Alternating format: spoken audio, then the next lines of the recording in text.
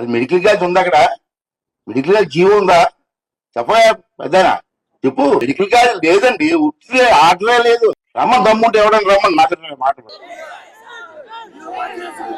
GO number 204 మరి GO లేదు అని చెప్పినందుకు స్పీకర్ పదవిలో నువ్వు ఉండి అబద్ధాలు చెప్పినందుకు నీ పదవికి నువ్వు అర్హుడు వేరా అని చెప్పి ఆలోచన చేసుకోమని చెప్పి చెప్తా ఉన్నా ఇదే స్పీకర్ కు.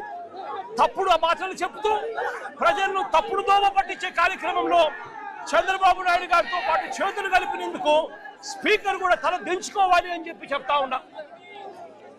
ఇదే పెద్ద మనిషి చంద్రబాబు నాయుడు గారు తాను అధికారంలోకి వచ్చినాడు 2024 అధికారంలోకి జూన్లో వస్తే సెప్టెంబర్ నాటికల్లా సెప్టెంబర్ 3న చంద్రబాబు నాయుడు గారు మెమో డిక్లేర్ చేశారు, ఒక మెమో ఇష్యూ చేశాడు. మొత్తం 17 మెడికల్ కాలేజీల్లో కన్స్ట్రక్షన్ ఆపమని చెప్పి ఏకంగా చంద్రబాబు నాయుడు గారు మెమో ఈ మాదిరిగా రిలీజ్ చేసి మొత్తం 17 మెడికల్ కాలేజీలు చంద్రబాబు నాయుడు గారు ముఖ్యమంత్రి అయినప్పటి నుంచి ఇదే పరిస్థితులు వదిలేసిన పరిస్థితుల్లో ఈ కాలేజీలు, ఈ టీచింగ్ హాస్పిటల్లు అన్ని కూడా కనిపిస్తా ఉన్నాయి. వీళ్ళకు ఫండింగ్ లేదు అని అంటాడు. అయ్యా చంద్రబాబు నాయుడు గారు, అయ్యా స్పీకర్ గారు, ఇక్కడ నుంచి ప్రాతినిధ్యం వహిస్తా ఉన్న ఎమ్మెల్యే స్పీకర్ గారికి కూడా చెప్తా ఉన్నా, ఫండింగ్ లేదని మీరు చెప్తా ఉన్నారు. నాబార్డ్ ఫండ్స్ అప్పట్లోనే ఈ ప్రాజెక్టులకు టైఅప్ చేశాం. నాబార్డ్ ఫండ్సే కాకుండా స్పెషల్ సెంట్రల్ గవర్నమెంట్ నుంచి special assistance for infrastructure projects కూడా తీసుకొని వచ్చి ఈ మెడికల్ కాలేజీలన్నీ కూడా special assistance for infrastructure projects కేటగిరీలో ఈ ప్రాజెక్టులను కూడా పెట్టడం జరిగింది. దాని అర్థం మరో 50 ఏళ్ల పాటు వడ్డీ లేకుండా వాళ్ళు ఇచ్చే రుణాలకు ఈ ప్రాజెక్టులన్నీ కూడా శాంక్షన్ అవుతాయి. మరి central government sponsored assistance schemes లో ఈ ప్రాజెక్టు వస్తూ ఉన్నప్పుడు నాబార్డు కింద ఈ ప్రాజెక్టులన్నీ లోన్లు కూడా శాంక్షన్ అయి ఉన్నప్పుడు కేవలం 5,000 కోట్లు మాత్రమే అవసరం ఉన్న పరిస్థితులు ఉన్నప్పుడు సంవత్సరానికి 1000 కోట్ల రూపాయలు ఖర్చు చేయలేరా అని అడుగుతా ఉన్నాను. దీనికోసం కూడా అబద్ధాలు చెప్పే కార్యక్రమాలు చేస్తూ నిస్సిగ్గుగా చంద్రబాబు నాయుడు గారు వ్యవహరిస్తున్న తీరును చంద్రబాబు నాయుడు గారు సిగ్గుతో తల వంచుకోవాలి అని చెప్పి ఈ సందర్భంగా చంద్రబాబు నాయుడు గారిని గట్టిగా నిలదీస్తూ చంద్రబాబు నాయుడు గారిని గట్టిగా ప్రశ్నిస్తున్నాం. ఉన్నది ఇదే నర్సీపట్నం నియోజకవర్గానికి సంబంధించి దాదాపు 52 ఎకరాలలో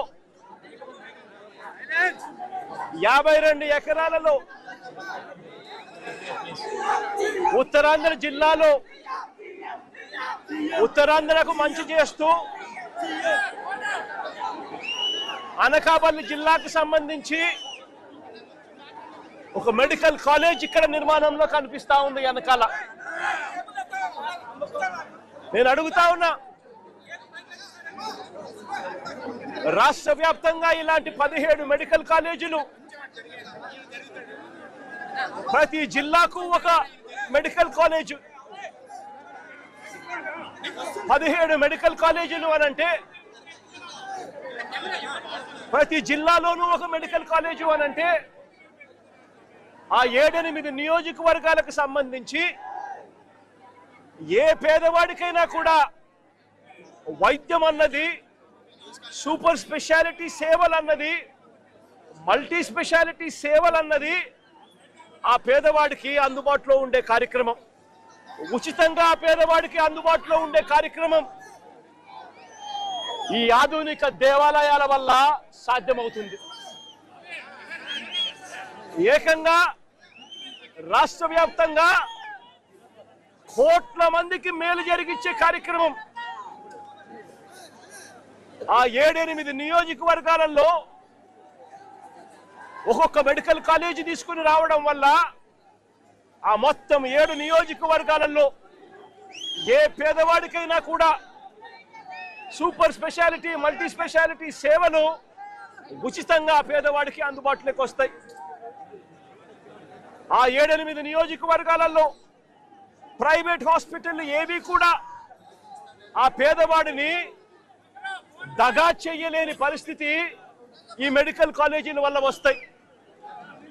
ఎందుకనంటే పక్కనే మెడికల్ కాలేజ్, ఆ పక్కనే సూపర్ స్పెషాలిటీ సేవలు, మల్టీ స్పెషాలిటీ సేవలు అందుబాటులో ఉన్నప్పుడు, ఆ సేవలు ఆ పేదవాడికి ఉచితంగా అందుబాటులో ఉన్నప్పుడు ప్రైవేట్ హాస్పిటల్లో ఎక్కువ రేట్లు ఛార్జ్ చేయిస్తే ఏ పేదవాడు కూడా, ఏ మధ్యతరగతి వాడు కూడా ఆ ప్రైవేట్ హాస్పిటల్కి వెళ్ళే పరిస్థితి ఉండదు.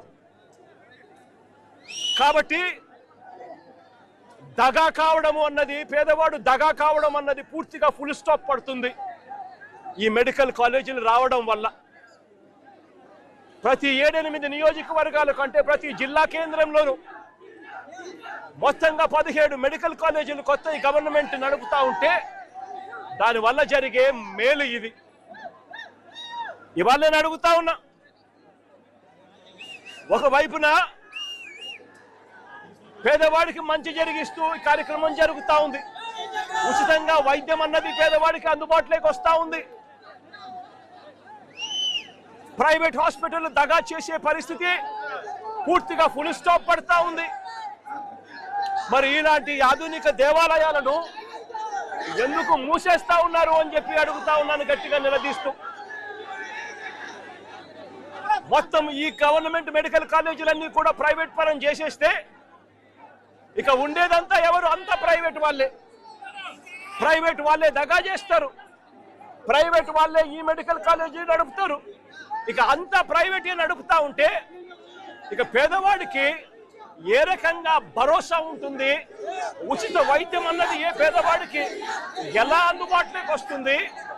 పేదవాడు దగా పడకుండా, ప్రైవేట్ ఎక్స్‌ప్లాయిటేషన్ ఆగిపోకుండా ఎలా చేయగలుగుతారో అని అడుగుతా ఉన్నా. ప్రైవేట్ ఎక్స్‌ప్లాయిటేషన్ కు ఫుల్ స్టాప్ పెడుతూ రాష్ట్ర వ్యాప్తంగా మంచి జరిగించే కార్యక్రమంలో భాగంగా 17 కొత్త మెడికల్ కాలేజీలు తీసుకొచ్చాం. ఈరోజు నేను అడుగుతా ఉన్నా, ఈరోజు ఇక్కడే జరుగుతా ఉంది కాలేజు, 52 ఎకరాల స్థలంలో జరుగుతా ఉంది కాలేజు. ఈ కాలేజీకి సంబంధించి డిసెంబర్ 30వ తారీఖున 2022లో ఈ కాలేజీకి శంకుస్థాపన చేసి, కోవిడ్ లాంటి సంక్షోభం ఉన్నా కూడా, కోవిడ్ లాంటి విపత్కర పరిస్థితులు ఉన్నా కూడా ఆ పరిస్థితులను అధిగమించి డిసెంబర్ 30, 2022లో శంకుస్థాపన చేసి 500 కోట్ల రూపాయల ఖర్చుతో ఈ కాలేజీలకు శంకుస్థాపన చేశాం. ఈరోజు ఈ కాలేజీ కన్నా పూర్తయి ఉంటే ఈ మాదిరిగా ఈ కాలేజీ అవుతూ ఉంటుంది, ఈ మాదిరిగా ఈ కాలేజీ ఉంటుంది. ఇదే కాలేజీ కన్నా పూర్తి అయి ఉంటే డిసెంబర్ 30, 2022లో ఇదే కాలేజీకి శంకుస్థాపన చేశాం. 600